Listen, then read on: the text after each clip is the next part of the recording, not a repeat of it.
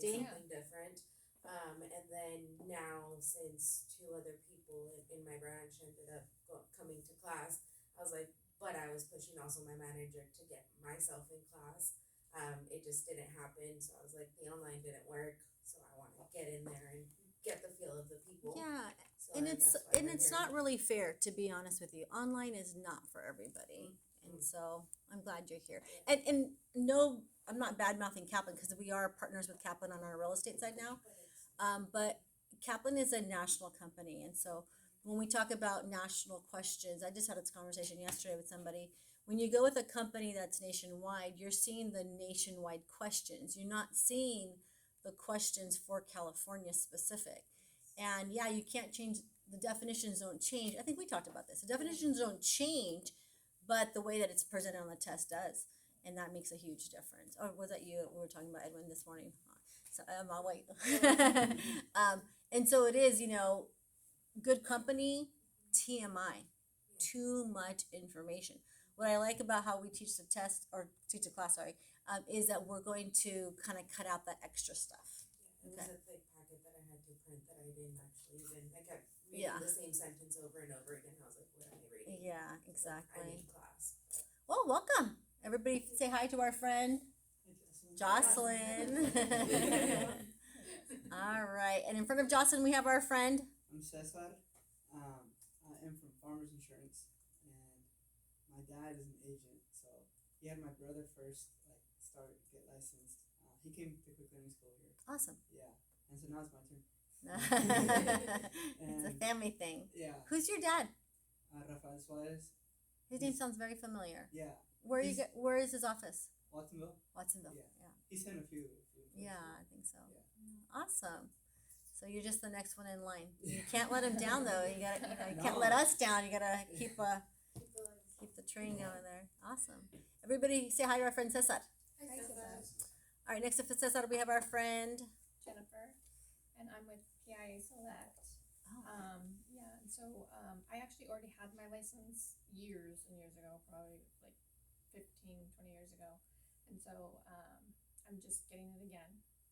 And Why did you let it go? because I didn't really know how to keep it up. I didn't know. But you were in the industry and then I you was in the left? industry and then I got out. Yeah, But I was why? in the SIU department. Why? Why did I leave it? Yeah. Oh, because I went to work for the police. So I kind of went from SIU to the police department. So that was where my main goal was, to get in the police department.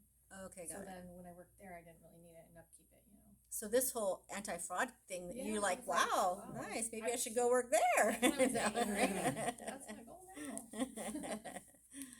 You got So more that's- knowledge. Awesome. Yeah. And so you're going to be with PIA Select, which is a brokerage as well. Or, Yes. No, I'm sorry, it's a cluster. It's Right. a cluster. I don't know the difference. PIA is not a. It's kind of like. Correct me if I'm wrong, Fred, because you know more than I do in this case, because it's where you're at too, right? Is with Jeff Lewis. Yeah. Yeah. So you have like the Farmers, which is an insurance company, and they have agents, and then you have a brokerage like her company, which are independent agents. Really, you're an independent agent, but you have PIA Select is like your general agency, Okay. right? And so they're the general agency that you work under, where her company is just, she's an independent agent. Okay. So as your general agency, so to speak, they give you all the appointments, they give you all of the things that you need to be successful, but you're still in essence like a broker, right? But you're under this umbrella of PIA Select, which is the cluster, is what they're calling it now. Yeah. Is that, That's did I get it right? Okay. Not like her company, which is straight brokerage. There's no umbrella over it, so to speak. Great. Well, welcome back. Thanks, man. You took the real estate test a year ago and passed that Yes. one, Yeah. being coachable. You passed the first time, right? Yeah. So you'll do fine here. Yeah. This is just as hard, if not harder, though, to be Really? honest with you. Oh, wow. Yeah. Okay. Everybody say hi to our friend Jen. Jennifer. Hi, Hi, Jennifer. Do you go by Jennifer or Jen? Jen's fine. Jen's Yeah. fine. Okay.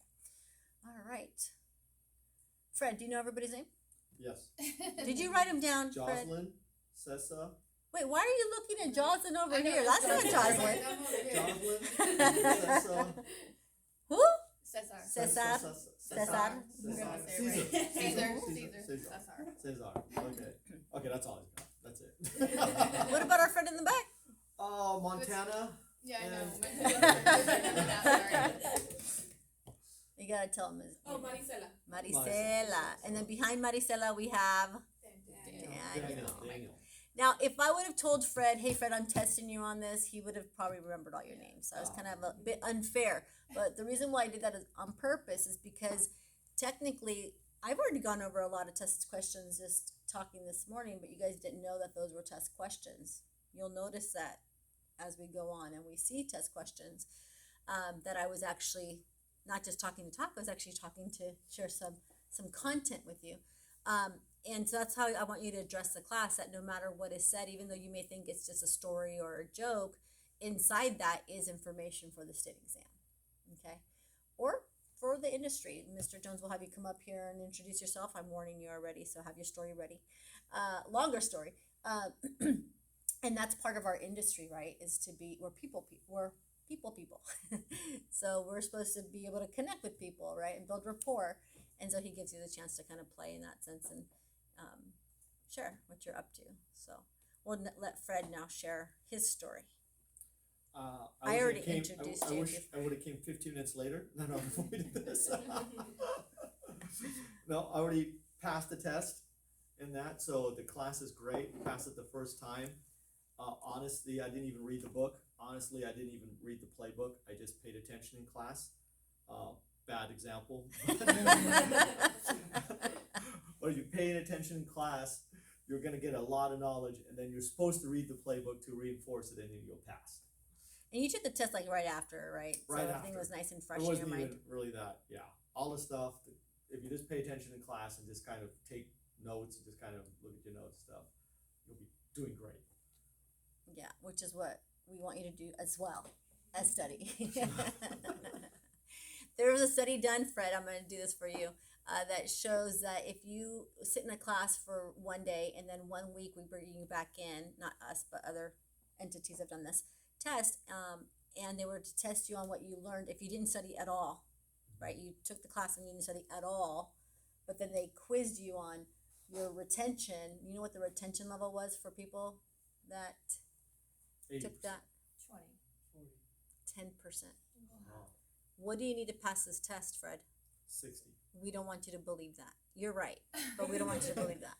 Because if you shoot for a 60 and you miss, you'll be back here. But most importantly, if you shoot for 60, that's a D minus. I mean, if your kids came home with a D minus, Jennifer, would that be okay with you? No. No, absolutely not. So you got to step it up too, right? Make sure you come home with an A. It is a hard test. It is, as we already talked about. But it's important to remember that you want to shoot for a higher score. So yeah, Fred passed. I don't even know. I'm not sure what percentage you got, but I just passed. That's all. yeah, it's all that matters. A pass is a pass, right? But end result is how do you build it up to be able to pass? Not everybody has a photogenic memory like our friend Fred here. So we want to make sure that we study effectively to keep everything fresh and build it up, because you do have to remember it for 10 days, right? So we got to build it up, and studying the playbook is going to be essential. We'll talk about that later. All right, everybody say hi to our friend Fred. Hi, Hi, Fred. And next to Fred, or behind Fred, we have our friend Hey, I'm Edwin. Edwin. What company are you with? I'm with AAA. Oh, who else was with AAA? Oh, there you go. Hayward. Nice. Oh, okay, cool. Now you guys know. I was at your Folsom branch early last week. Beautiful branch. I have AAA. We're all connected some way, huh? Awesome. And you had the pleasure of being in our life cram course by accident, but it worked out because you learned how to study. But as you shared, it wasn't really, you weren't able to do that. But you're going to do it this week, Yes. and you'll be able to pass that test the first time. Did you find the information that we shared on Monday valuable? Of course. What was your favorite part? Being able to look at the questions, but the answers before the questions, just because whatever you studied here is you're more likely to recognize the answers before the actual question itself. So you're talking about our signature test taking technique that we teach, where we say, you'll learn that in the cram course, where we tell you hide the question, look at the answers first, and then we teach you how to And it worked. You did how many before you left and you got them all right? 4 for 4. Yeah, Wow. you're 100%. I didn't know I was in the life insurance portion. Yes. I didn't know either. So kind of, unfortunately, we didn't have any staff that morning, so we just got started. And we were running a little bit late, but Edwin got a piece of life. All right. So it's good to know where everybody's from. We do have different companies in the room, as you can see. But before we get started, let's say hi to our friend Edwin. Hi, Edwin. And so, as you see, it doesn't matter where you're coming from. You all have to go through the same same class, which is the pre-licensing class, the 12 hours. So, we already did 1 hour. Fred, you missed the first hour. I'll send you the video so you can watch that at your own time. It's the anti-fraud. Did you do anti-fraud last year? Or was it? I passed. It wasn't implemented. Did you watch the video in the class though? The anti-fraud video? I don't even remember. Yeah, it was just implemented about a year ago, so I'm not sure if it was during his class that we were doing that, or if Laura was actually teaching. Did I teach your code, No, it was Laura? No, Lee didn't teach code. Lee doesn't teach code. Oh, I don't know who teach code. I just taught the class. Oh, The 40 hours. Yeah. Okay. So this is the basics. Again, everything that we learned today is going to be, again, reviewed on Monday because it's the basics of insurance, okay? And so you have to know a lot of definitions. One student said, oh, this is a big definitions test. Well, it could seem that way. But first things first, what is insurance, Fred? Managing risk. A way to manage risk. Great. But for say exam purposes, Fred, what is insurance? Necessary for car. I don't remember. You don't remember. Oh, he remembered enough to pass the test and then he forgot Yeah, everything. yeah. Ay, ay, ay, Fred. Okay, insurance is a contract. Oh, look at you. Yes, insurance is a contract. Simply a contract. Insurance is a contract. Therefore, contract law governs what happens with our products, right? So insurance is a contract, write this down, whereby one undertakes to indemnify another against loss, damage, liability. Insurance is a contract whereby one undertakes to indemnify another against loss, damage, liability arising from a contingent or unknown event, whether past, present, or future. What is indemnity, Fred? To not be liable for. For say exam purposes, Oh. what's indemnity? You see the word indemnity, what does that mean? If you're indemnified, you're released or You're restored. restored. So indemnity is to restore you in whole or in part to the financial condition that existed prior to the loss without gain or profit. Did you get that? Did you write it all down? So simply is insurance is a, Contract. and it's a contract whereby one undertakes to indemnify another against loss, damage, liability arising from a contingent or unknown event, whether past, present, or future. That's what insurance is. It's also known as a social device to spread risk amongst a large group. So essentially, when you buy insurance, you are transferring risk. So here's our risk. The risk of what? Depends on the product you're buying. If you're buying life insurance, it's protecting you against what? I'm sorry, it's inevitable. We're all going to. Debt. We're not protecting against death in life insurance. We're actually protecting against premature death. So exam answer: premature death. Now, if you are buying auto insurance, you're protecting yourself in the event that you get into a fire insurance. Oh. What about fire insurance? For a home or auto. Say home. Oh, home. Protect against fire. If your home is in a fire, right? What about flood insurance? Oh my gosh, you're so good. What about earthquake insurance? Earthquake. Home. If your home Is an earthquake. collapses in an earthquake, right? What if you don't have earthquake insurance? There's an earthquake and your house collapses. It's not covered. It's Too bad, so inevitable. sad, Yeah. right? You're SOL. Unless it's- Sadly out of luck. Yeah. So again, in this conversation of risk, that could be anything, but for exam purposes, the definition of risk is Uncertainty of loss. also known as a chance of loss.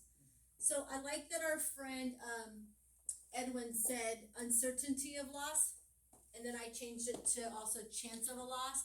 but there's also yet another way to say it, which is possibility of a loss. So you have what, I like to say is you have to dance in the conversation when it comes to the state exam. Because what happens is they'll change the words. So for the last 40 years that Quick Learning School has been doing this, we've been able to capture the definition of risk, and those are the three ways: uncertainty of loss, chance of a loss, and possibility of a loss. So you will see it one of those ways. And again, Edwin might get the question,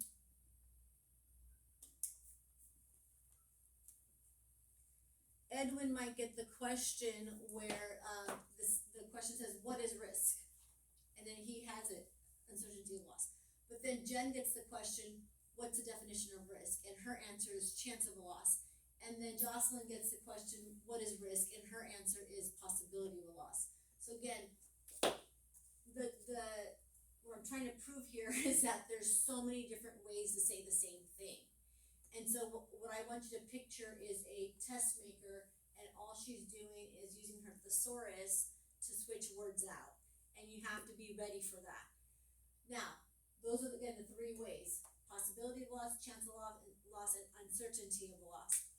But what she has done to try to confuse you all is now a new question that Cesar's gonna get will say all of the following are definitions of risk except, and in that except, she will say cause of loss. What is the cause of loss? Well, that's the definition of a peril.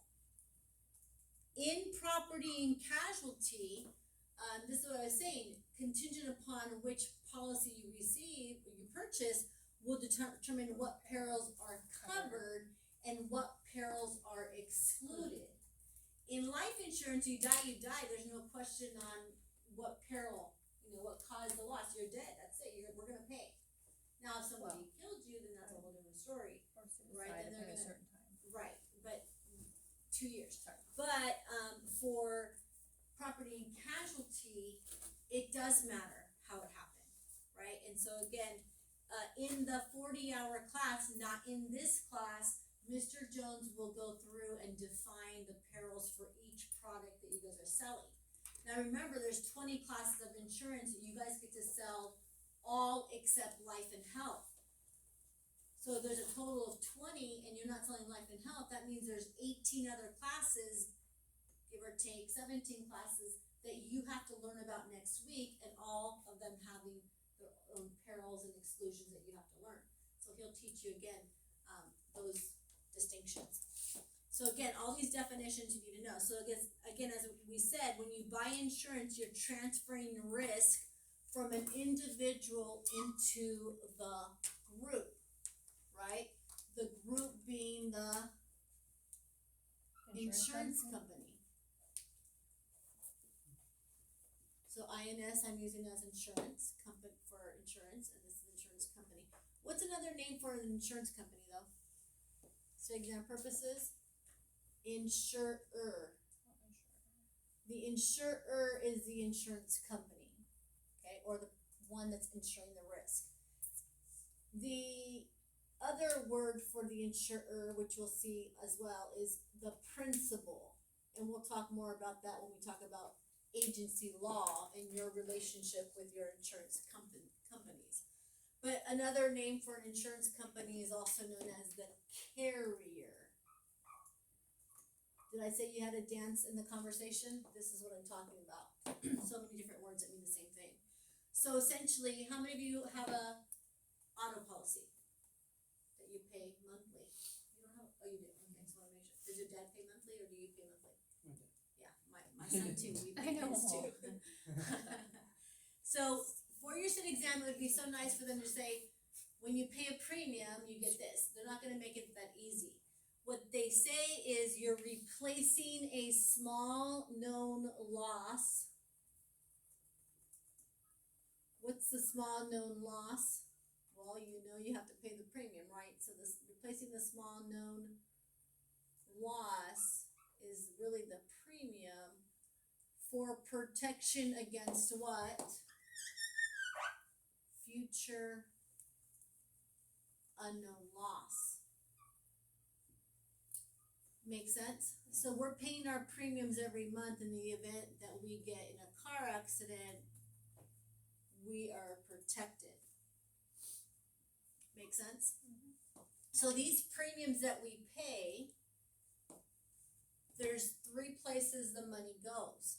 The first place is to make sure that there's enough money for the administration and to cover the expenses of the insurer.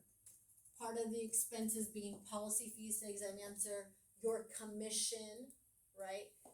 Acquisition costs, the cost of putting the policy on the books. Some of the money goes into the economy.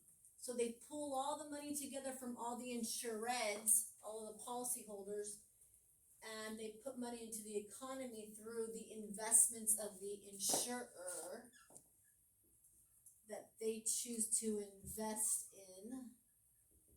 And some of the money goes into what's called the loss reserve.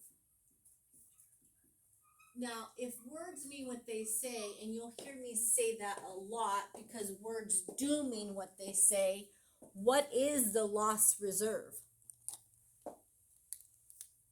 What is the loss reserve? Isn't that the money that they use to pay out for claims? To pay, simply said, the money used to pay claims. The losses. Make sense? So on your city exam, if it says, which of the following is used to pay claims? What if it just says reserves? Should you pick it? Trick question. I know, Lana. Yes, the answer is yes, you should pick it. Why should you pick it? Because loss reserves and reserves is the same thing, right? Make sense? So I would put on here, used to pay claims.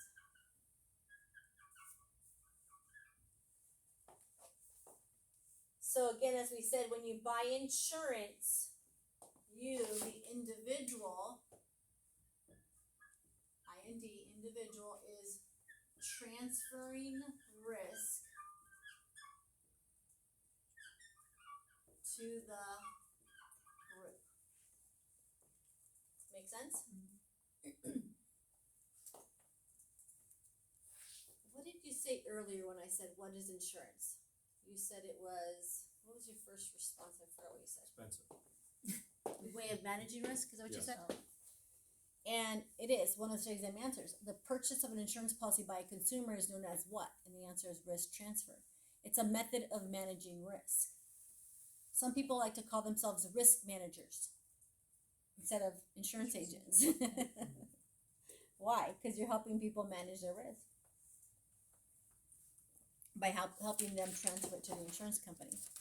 Now, if you're reading along in the textbook, you're not going to find me because, again, I'm paraphrasing a lot of this. But you have to remember what we said when we started this conversation. Insurance is simply what? A contract whereby one undertakes to identify an risk. It's a two-party contract. Okay? Who are the two parties to the contract? Insurer and insured. The first we said is the insurer. Who is the second party to the contract? Jen, what did you just say? Well, I said insurer and insured. And I'm actually gonna correct you for just a minute, but you're also right for one question. Okay. The real answer is a policyholder. So the two people that are part of the contract is the insurer, which is the insurance company, and the policyholder, or also known as a policy owner. They're the ones that purchase the policy and have the right to choose everything about the policy. In life insurance, we have to know no ifs, ands, buts about it, that the policyholder is that person that makes all the decisions. What's kind of interesting is in the test, she's trying to trick you. And so sometimes she will say the insured. Actually, she says, in your words, the insured, but I'm saying it wrong, the insured on purpose. Because as a trainer, if I say insured, you're like, who's she talking about? So I will say it wrong, kind of like tomato and tomato, right? So I'll say the insured. And who I'm talking about is the person's property that's protected by the insurance contract, okay? But again, in real world, the state exam answer should be policyholder. But if policyholder is not a choice, then the next best answer is, as our friend Jen said, the insure red. This is where you have to dance with the conversation. And remember both answers. So if policyholder is not a choice, you're gonna pick the insure red. But you know, because you are informed, okay, and you're very well informed, that it's really the policy holder. Okay, makes sense? So I don't know how it's going to show up on your test. You just got to be ready for both. But it's a two-party contract between the insurer and the policy holder. Okay. In life insurance, it changes. None of you are taking the life class, so we're not going to cover it now. When you go to the life insurance class, if you choose to do that class, which I would encourage you to do, and let me just put myself on the soapbox for just a minute. 40 questions on the property and casualty test that you're going to take is the same on the life test. So the sooner you can take life, the better. I would not wait because there's so much overlap. Okay, and this would be an overlap, but an extra piece. And that's in life insurance, there's a beneficiary that would also be part of the contract. After the insurer dies, the contract will change hands between the insurer and the policyholder, and it will be now the insurer and the beneficiary. That way the beneficiary can sue the insurer in the event that they don't pay the death claim. And so, again, there's a little bit of extra tidbits. In fact, I'll just say this right now, there's parts of the textbook where I'm gonna be like, this is life, we don't have to cover it. This is life, we don't have to cover it, and we're gonna just bypass it because it's not gonna be on your test. All right, so going back to the conversation again, the insurer and the policy holder both have to be able to enter into a legally binding contract. Again, it's not a good time to talk about it because it's not in the book at this point in time, so we'll pause that conversation and we'll continue on with the definitions of what is insurance. Again, insurance is a contract whereby one undertakes to indemnify another against a loss, damage, or liability arising from a contingent or unknown event, whether past, present, or future. So really, again, we are transferring the risk. And we said risk is the uncertainty of loss. And we said all the following are definitions of risk except cause of loss, because that's the definition of a peril. And we said the different causes of losses earlier: earthquake, flood, fire. Those are all examples of perils. Okay.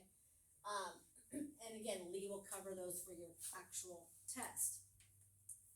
But you have to further define what is risk. There's what's called pure risk. What's pure risk? As defined for the insurance industry, pure risk is when there is a chance of a loss and when there's no chance of a loss. Kind of like skydiving. There's a chance you're gonna die, and there's a chance you're not gonna die, right? Right. But again, it's defined this way on your test. Another way they'll say is which of the following is insurable, and the answer is pure risk. So once again, we'll write that it is insurable. Why? Because there's no chance of gain or profit. Remember we said insurance is a contract whereby one undertakes to indemnify another, and we said indemnity means to restore you in whole or in part to the financial condition that existed prior to the loss without gain or profit. The key word there is without gain or profit. Therefore, if there is a chance of gain or profit, it is uninsurable, which is the definition of speculative risk. Under speculative risk,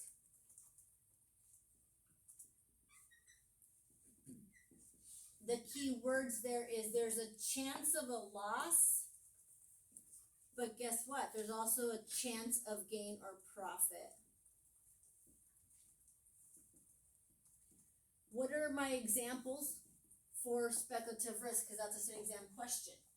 The first is it's uninsurable. Sorry, that's one question. So here If it says it's insurable, it's pure risk. If it says it's uninsurable, it's speculative risk. And let me go back to the actual question I wanted to give you, which was, what are the 3 examples of speculative risk? Do you remember these, Fred? Gambling. Good job. Look at you. You do have a photogenic man. Gambling. What else? Next person. This is speculative risk. Do you guys ever play the state lottery? Oh.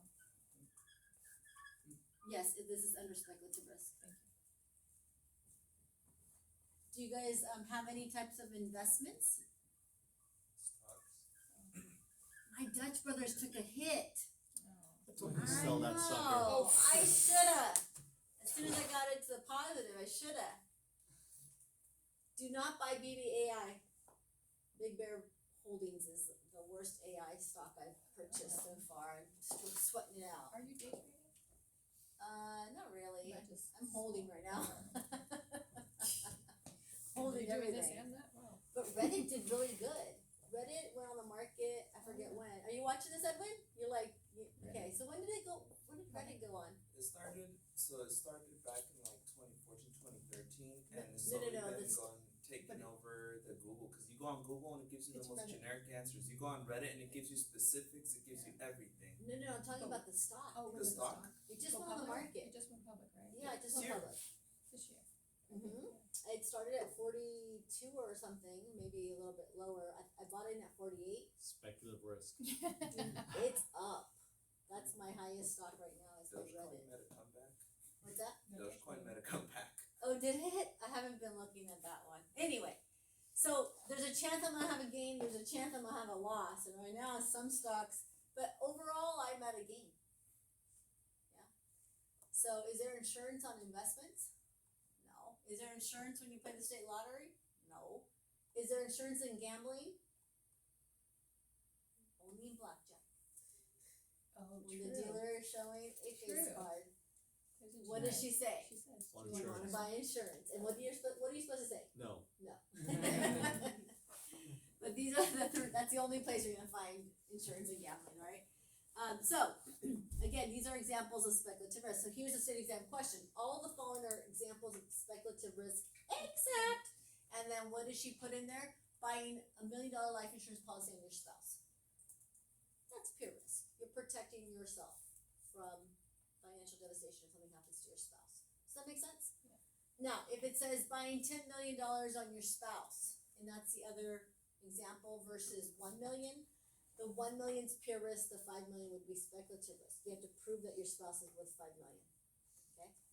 Wait, say that again. So the 1 million is 1 million would be pure risk, but if you say like 5 or 10 million, that would be considered speculative risk. You have to prove it, right? You have to prove that your spouse is worth that. If they are the fry guy at McDonald's and they are not they're not going to inherit anything from their family, they're not going to be insured for 10 million. There's no way. Yeah. Yeah. Yeah, you're limited to that. It's But if called you own your- real estate, then you get more. You can get more insurance. It's called your oh gosh, I just left my mind. Your it'll come back when I start teaching life. It's called your human life value. So your human life value is based upon your income and how much you're able to make until retirement, but also takes into account your assets, right? But also your liabilities. If you have too many liabilities, they look at that. So overall, your human life value, right, would determine how much you're insurable for. So if I'm asking for 10 million for my husband, I can prove my husband's worth 10 million, right, based upon the assets that we have. But like I said, if he's the fry guy at McDonald's and we're renting an apartment and we're 25 years old, then no, there's no way. Mom was right. He was worthless.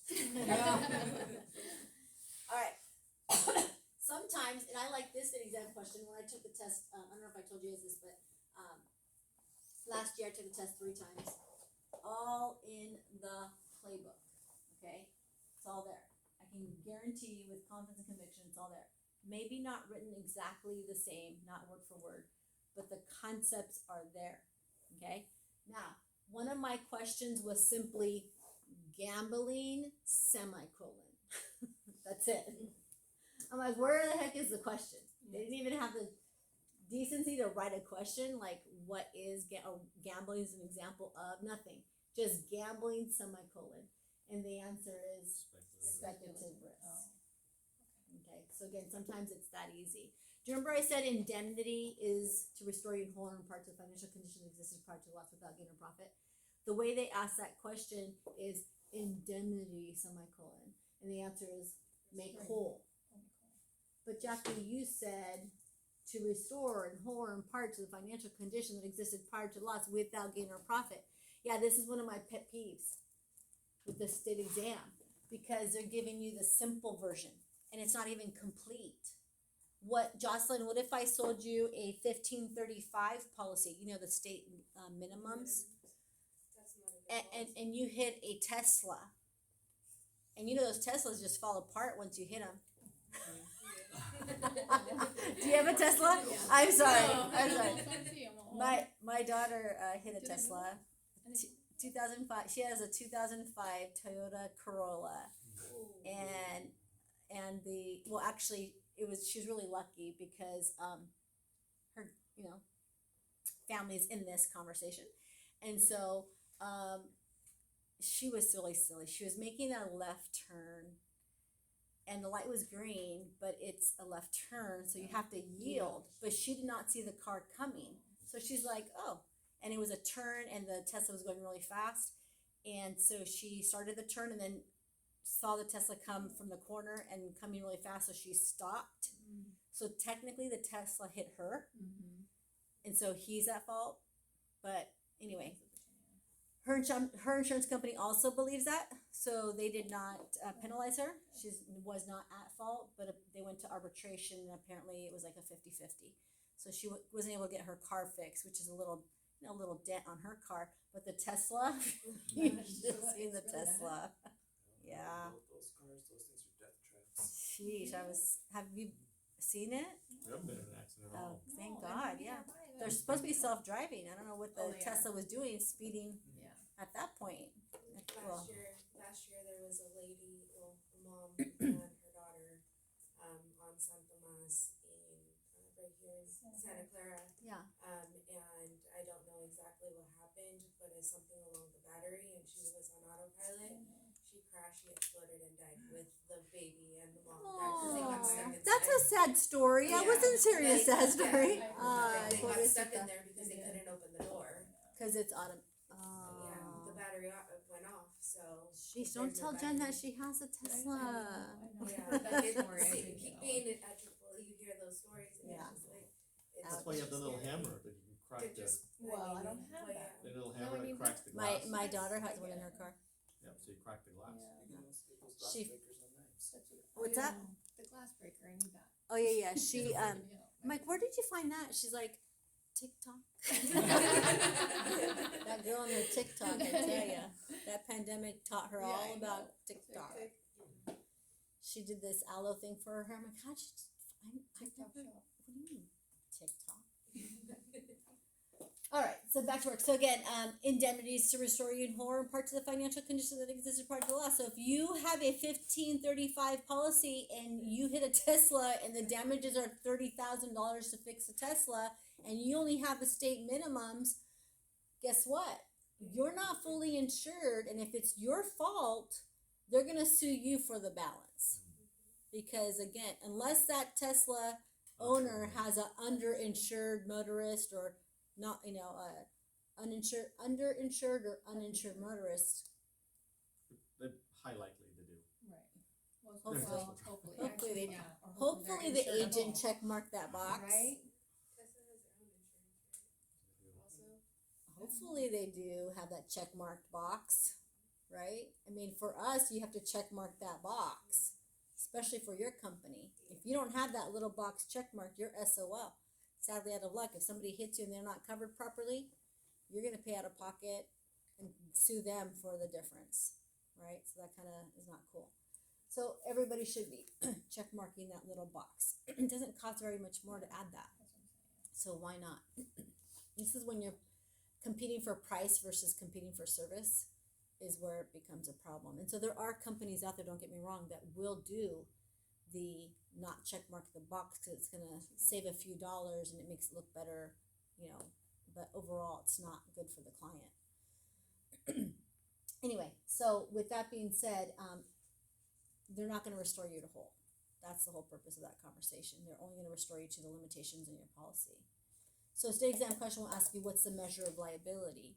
Well, it's based upon the coverages and the losses, which is different from insurance, life insurance. Life insurance is based upon the death benefit that you sold the client, right? But for auto policies, it's based upon the losses. Make sense? And we'll learn more about the distinctions there. Losses and what else? Just Coverage. losses? Coverage and The measure of liability is based upon the coverages and the losses. If you're not covered properly, they're not going to indemnify you to whole, right? And if your losses are, again, $10,000 and the property damages coverage is $50,000, they're not giving you $50,000. They're giving you what the losses were, which is $10,000. All right, following along in the book, just want to make sure I covered everything. So sometimes I'll do this just to prove my point. Insurance is a formal social device contract for reducing risk by transferring the risk of several individuals to the insurer. An insurer, usually an insurance company, agrees for consideration known as premium to assume for a specified extent any losses suffered by the insured. People carrying insurance to cover their homes, cars, businesses, health, life insurance, property, and a host of other things that are important to them and carry an element of risk. To thoroughly understand the concept of insurance, we must first understand the difference between insurer and the insured and the meaning of the term risk. So the insurer, again, is the insurance company, whereby the insured is the policyholder. Risk is the uncertainty of a loss. As we know, though, can also be known as possibility of a loss and chance of a loss. Pure risk is when there's a chance of loss only with no chance of gain or profit. I don't like that they put that there because our brain can't negate the negative usually. So to put that there, it kind of unfortunately causes a problem with our retention of that information. We want to remember when we see the words chance of gain, that belongs to speculative risk. Remember, the way that they're asking the question right now is if it says no chance of a loss and chance of a loss, that is pure risk. If they say losses only, that is pure risk.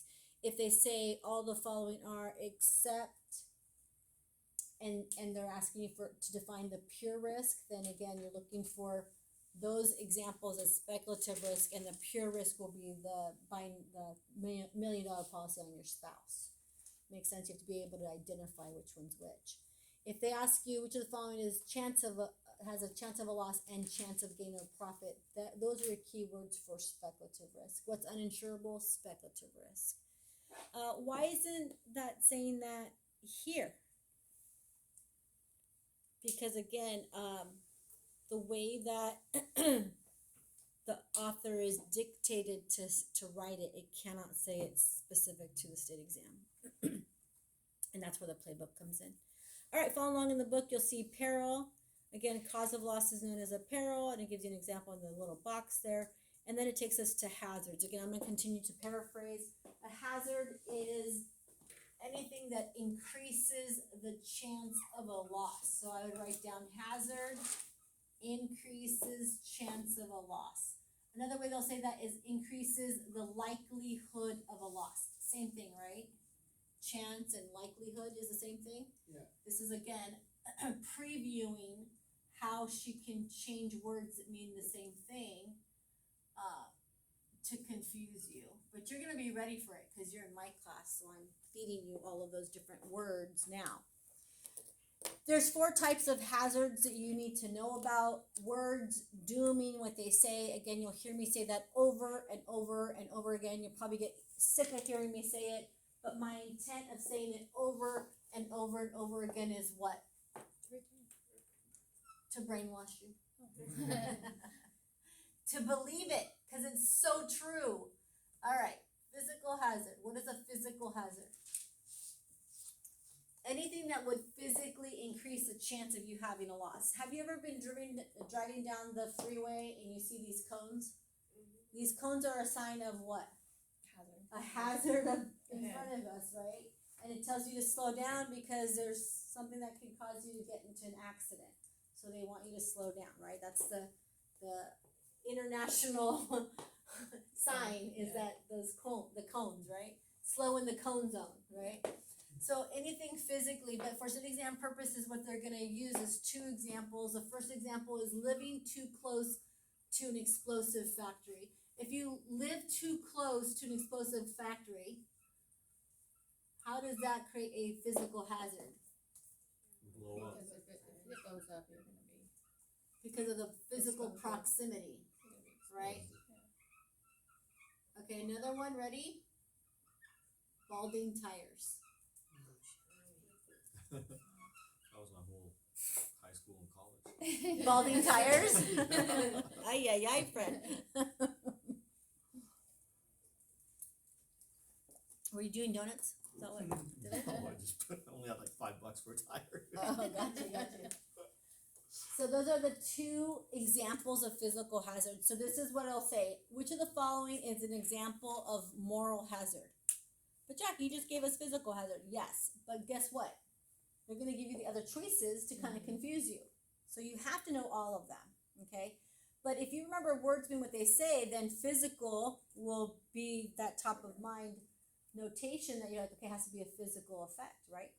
If it says, which of the following is an example of a moral hazard, that's different. A moral hazard is intentionally creating a situation to collect on a loss.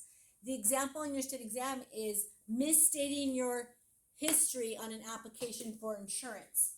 If you go and say, I've never gotten in a car accident ever, but you were in a car accident 2 weeks ago, right? And then you lied, but they find out because they call and say, "Oh, I was just in a car accident 2 weeks ago." Does that make sense? You're lying on your application to get insurance. What's another way to lie on your application? Oh, okay, that's a good one. I wasn't thinking of that one, but that's a good one. Miles driven. What about miles driven? Okay, what else?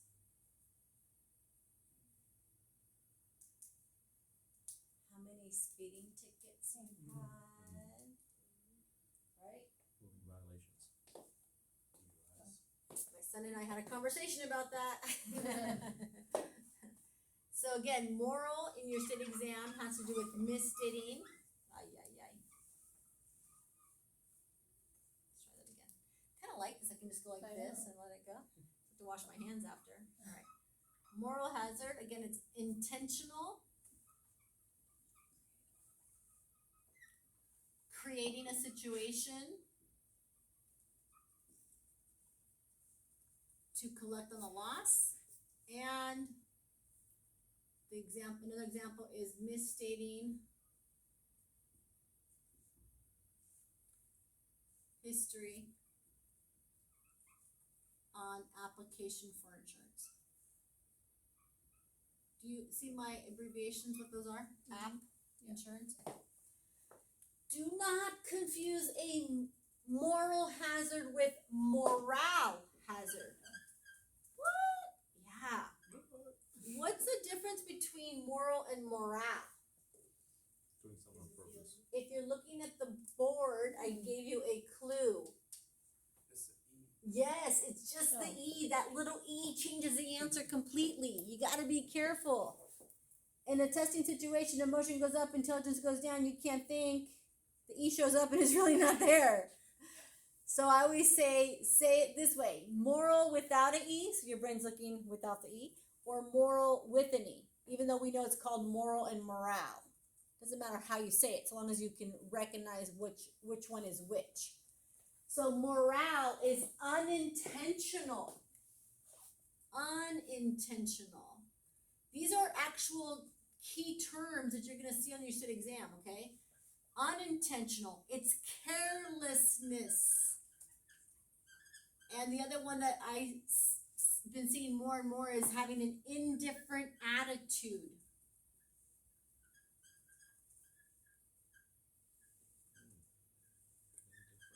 And my example for morale hazard on your state exam, what's an example of morale hazard? Is, ready? Driving recklessly. Oops, messed that up. Driving recklessly. Did I say you have to dance in the conversation? What does that mean? What's another word for driving recklessly? Oh, you're good. Are you a test maker? That was really good. I've seen too many people leave angry and shouting their issues with the insurance agents for their morale issues. I drove 80, not 60. That shouldn't be an issue.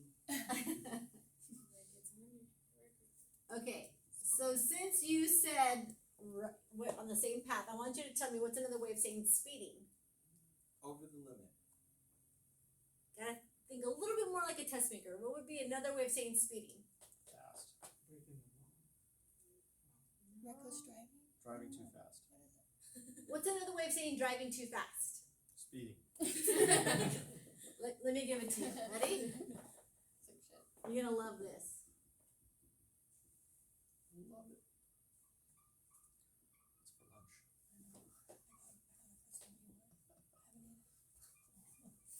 Probably like 5%. Fred, what does that say?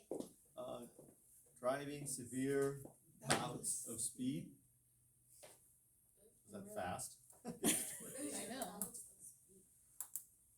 Did you know that's another way of saying speeding? I guess, yeah, but a long way.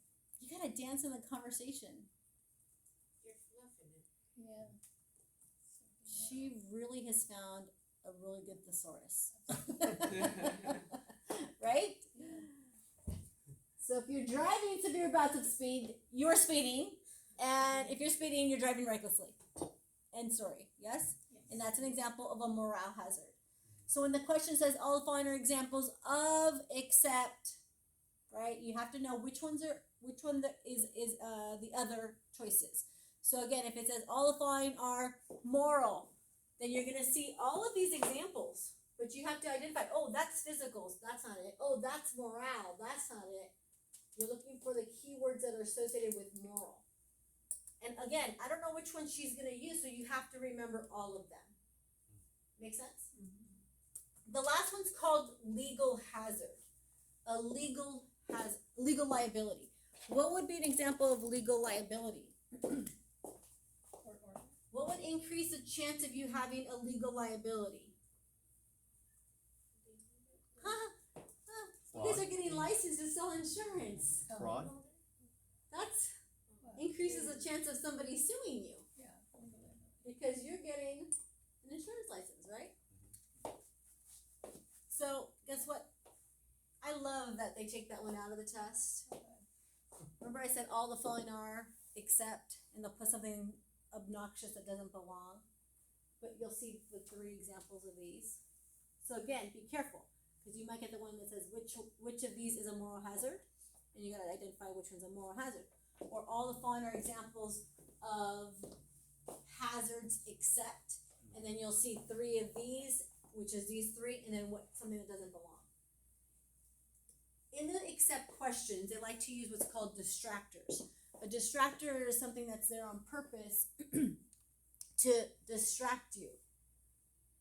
If it doesn't look familiar, it's because it's not that.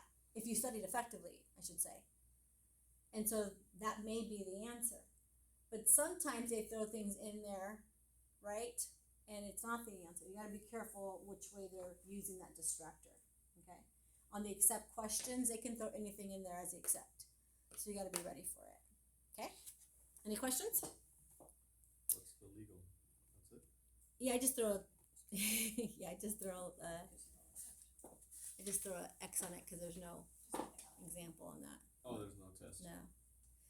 Oh, all right. The law of large numbers. Okay, so you have to know, how are premiums determined? Premiums are determined based upon the law of large numbers. You see, the actuaries are the brains behind it all. The actuaries of the insurance company have studied the law of large numbers, and they have figured out how many people will get in an accident this year. they haven't figured out who, but they know that there's going to be some people in a certain amount that will get in an accident this year. They know how many people will die in a given year at a given age. Did you know that? Those are called mortality tables on the life side. There's a table that depicts how many people per 1,000 will get injured, will have to deal with sickness, disabilities. They've been tracking that for centuries, actually. And Fred, I know you're not going to like to hear this, but I got to be the one to tell you. They have proven that women were better drivers. At what age? The statistical data proves it. That's why we pay lower premiums. Daniel, you in shock? Unfair. Well, even when we're putting on our makeup, and driving at the same time, we're still able to. I was driving on the freeway today, and I was like, I gotta get to the office. I'm running a little bit. I was supposed to be at 7:30. It's a little bit late. I had to stop and get you guys donuts. Where? They're right there. You were late, so you didn't hear. Fred's gonna eat them all I know. lunch, and I'm kidding. We It's didn't not count- Costco, We but didn't count you in the 6 donuts, Fred. you're gonna have to take half and share the other half with Jen. No. Most people don't even. I I'm know. surprised he's the first one that grabbed one. You guys didn't grab one No. yet. Anyway, what was I saying? Oh, Got no. off tangent there You for a were minute. driving. Oh, I was driving in. I was running late because of the donuts, and I'm coming in, and there's a lady going 45 miles on the freeway, Oh, wow. and I'm like, oh my gosh, I can't believe this lady, and I just did this, and she's on her freaking phone driving. I've done it before. I mean, I'm not gonna lie. I'm not Which on the phone with perfect. you? No. But she's looking down, and I'm like, she's going 45 miles an hour. I've been more conscious. I was in a really bad car accident in 2019, so I've been a little bit more conscious when I drive. And now when I see people going slow on the freeway, it's like, oh, they're on their phone, and they're in a Tesla. I thought the Tesla's supposed to keep them going the speed. No? Well, if you put it in that gear, Oh, it's only if you use that. okay. Yeah, that Self-driving? scares me. Yeah, I wouldn't want to Very, do very that. scary. Is it? Yeah. So more to the story. I wonder what the statistics will show now with the self-driving cars. We were in San Francisco, and they actually have the self-driving Yeah, cars, it's a Waymo. driverless. Yes, that's weird. Driverless. What's it called? The Wii. Waymo. What's it called? Waymo. Waymo. I want to see their report Yeah. after the statistics after that. Well, the other company shut down. Yeah, There's the two other, of them. there was two. There's Oh, two. I didn't know that. One shut down. Probably What because of happened? that. They probably ran Accidents? somebody over. Lost. They were what? They probably ran somebody over. Probably lost it. Well, I know that the Waymo cars were all lined up to go down the crookedest street in the world. Oh. I don't know if you've ever done that with your kids. You Lombard. got to do it, yeah. And people were trying to get out of the car. They couldn't get out. No. Oh, wow. It was actually funny. And then the Waymo cut us off, and I'm like, what happened here? Anyway, so the law of large numbers is that statistical data they've been studying. And what you need to know for exam purposes, the larger the number, the more. Thank More you. accurate. Good job. Did you read ahead? No, I did statistics in high school. Oh, how did you like that class? That's normally what I ask. Who took statistics in high school and college? I think it's good information, But but it was hard. it wasn't. It was hard. So you don't want to be an actuary. I'm not a math person. Yeah, whoever's likes numbers, that's I'm a the words place to person. be. So again, it's a state exam question. You'll see the mathematical rule. Blah, blah, blah, blah, blah, blah, blah, blah. That's the law of large numbers. What's the blah, blah, blah, blah, blah, blah, blah? It's where it says the larger the group, the more accurate the prediction. Therefore, insurance companies use that to protect their losses and set appropriate premiums. You know that But the part? moment you see the mathematical rule, that's the only question that starts with that, the mathematical rule, the answer is the law of large numbers. And Lee will go a little bit more into detail on what charts you guys have, tables that you guys have, what you guys use. Insurance companies are looking for ideally insurable risks. What is ideally insurable risk defined as? Number one, uncertain, due to chance, and accidental. If it is predictable, that is not an ideally insurable risk. All the following are ideally insurable risks except it being predictable. Now, there's other right answers for this one. And it'll say all the following are except must be catastrophic. It cannot be catastrophic. In fact, if it is catastrophic, it would be catastrophic for the insurance company and they would become insolvent. A good example of that is what happened with Katrina and what just recently happened with Hurricane Helene and what was the other guy's name? Yeah. It's not a guy, but you know what I mean. It was the guy's name they used. What was his name? Martin or what? What's the last one you might have known with it? Was it not Harvey? No. Harvey? No, it was just right behind No. Helene. I know it was. Well, Helene did a lot of damage in North Carolina, which is very catastrophic. Did you see Spain this weekend? Yes. Oh my gosh, we were just in Valencia 200, we were too. 200 a couple people years died. ago. It was Oh, was it horrible. up to 200? And no one's really talking about it. It was horrible. I was like at 150 when I saw it. So it's Over 200. Over 200. That's It's heartbreaking. horrible. But insurance companies have to manage that risk, and so again, they're looking for ideally insurable risk. It cannot be catastrophic. Therefore, today's exam answer must be catastrophic is the right answer because it cannot be. And the question says all the following are needed except. So must be predictable, must be catastrophic. Both are right answers for two different questions. Now, it must be measurable. What does that mean? Well, you have to be able to measure the losses. In life insurance, which will be on your state exam, it's based upon the death benefit that you sold the client. But in property and casualty, as I just said, it's based upon the policy you sold your client and the losses that they have. Again, if you give them a really great policy and they have 500, 1,500,000, which means 500 per person, 1 million per accident, and 500 property damage, that's a pretty good policy. They hit a Tesla, there'll be enough to cover it, right? Hopefully, on the property damage for sure. Hopefully nobody gets hurt, right? But it's based upon the losses. It's not based upon the total you sold your client. If you hit a Tesla, the damages are 10,000. They're only gonna pay 10,000. They're not gonna pay the 500,000 protection that you purchased. Does that make sense? So again, it must be measurable in property and casualty. You have to know it's based upon the losses and the coverages. Make sense? All right. What else do you need to know about the ideally insurable risk? Oh, of course, in property and casualty, it's not when, it's if. What we were talking about earlier when I said life insurance, right? It's inevitable. We're all going to transition. I mean the old definition of transition. Not the new definition of transition. We're all gonna die, right? It's inevitable. There's two things certain in life. Taxes. Why did that come out first? Usually I it's know. And death. Therefore, But it is death and tax, right?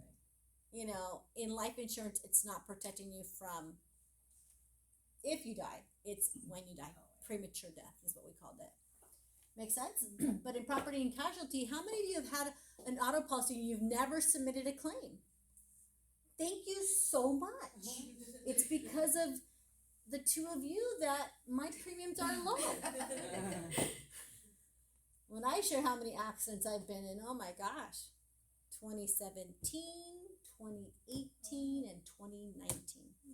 And only one was it really not my fault because I was driving on Highway 17 in the rain in February. And yeah, the very next day, which is really crazy, the very next day, there was the highway was shut down because right in that same area where I had my accident, there was a mudslide and it hit that truck. I don't know if you guys remember that story.